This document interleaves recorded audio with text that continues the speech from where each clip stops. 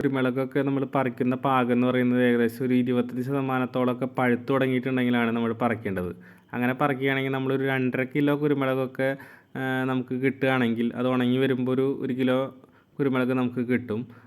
അത് വല്ലാണ്ട് പഴുക്കാൻ നിൽക്കുമ്പോൾ പ്രശ്നം എന്താ വെച്ചിട്ടുണ്ടെങ്കിൽ അതിൽ കിളികളും കുരുവിയൊക്കെ വന്നിട്ട് അത് കൊത്തിക്കൊണ്ട് പോവുകയും നമുക്ക് അത് കിട്ടാത്ത സാഹചര്യം ഉണ്ടാവും. അതുപോലെ തന്നെ വല്ലാണ്ട് പഴുത്ത് കഴിഞ്ഞാലും ഒക്കെ പഴുത്ത് നിലത്തേക്ക് വീഴുന്നൊരു സാഹചര്യം ഉണ്ടാവും. അപ്പോൾ അത് നമ്മളൊരു 25% നമ്മുടെ കുരുമുളക് പഴുത്ത് തുടങ്ങുന്നൊരു സാഹചര്യം ഉണ്ടാകുമ്പോഴാണ് നമ്മൾ ഈ കുരുമുളക് പറിച്ചെടുക്കേണ്ടത്. അപ്പോൾ ഞാൻ എൻ്റെ കുറേയൊക്കെ പഴുത്തിട്ടുണ്ടായിരുന്നു. അപ്പോൾ ഞാനതൊക്കെ പറിച്ചെടുത്തു.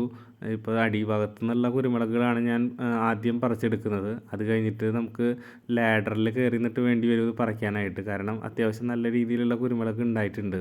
അപ്പോൾ നമ്മൾ വലിയ ഉയരത്തിലേക്കൊക്കെയാണ് കുരുമുളക് പോയിട്ടുള്ളതെന്ന് വെച്ചിട്ടുണ്ടെങ്കിൽ നമ്മൾ താഴത്തൊരു പായൊക്കെ വിരിച്ചിട്ട് വല്ല പ്ലാസ്റ്റിക്കിൻ്റെ ഷീറ്റൊക്കെ വിരിച്ചിട്ട് വേണം നമ്മൾ കുരുമുളക് പറിക്കാനായിട്ട്.